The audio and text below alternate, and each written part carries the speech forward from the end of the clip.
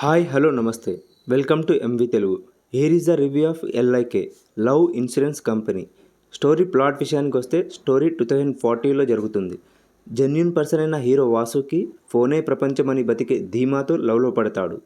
అయితే కొన్ని రోజుల తర్వాత వీళ్ళిద్దరి మధ్యలో ఎల్ఐకే అనే కంపెనీ ఎలాంటి చిచ్చు పెట్టింది, ఎల్ఐకే వల్ల తను ఎలాంటి సిచ్యువేషన్స్ని ఫేస్ చేశాడు, తిరిగి తన ప్రేమను పొందాడా లేదా అనేది తెలియాలంటే తప్పకుండా మూవీ చూడాల్సిందే. మూవీకి బిగ్గెస్ట్ ప్లస్ పాయింట్ గురించి మాట్లాడుకుంటే ప్రదీప్ రంగనాథన్ గురించి మాట్లాడుకోవాలి. ఎప్పుడు డిఫరెంట్ సబ్జెక్ట్ మూవీస్తో వచ్చి హిట్ కొట్టి వెళ్ళిపోతాడు. ఈసారి కూడా అదే జరిగింది.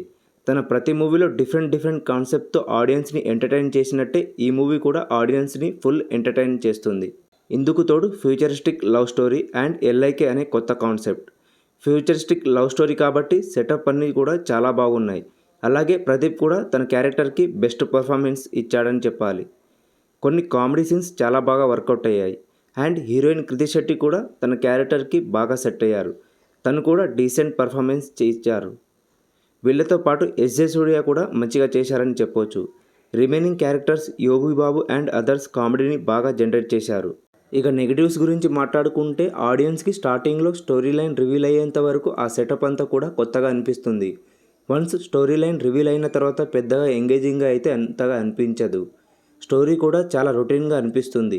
హీరో అండ్ హీరోయిన్ మధ్య వచ్చే సీన్స్ కూడా పెద్దగా ఆడియన్స్ని ఎంటర్టైన్ చేయవు.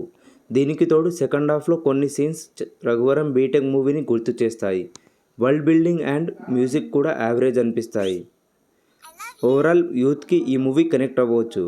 Thank you for watching. Bye bye now.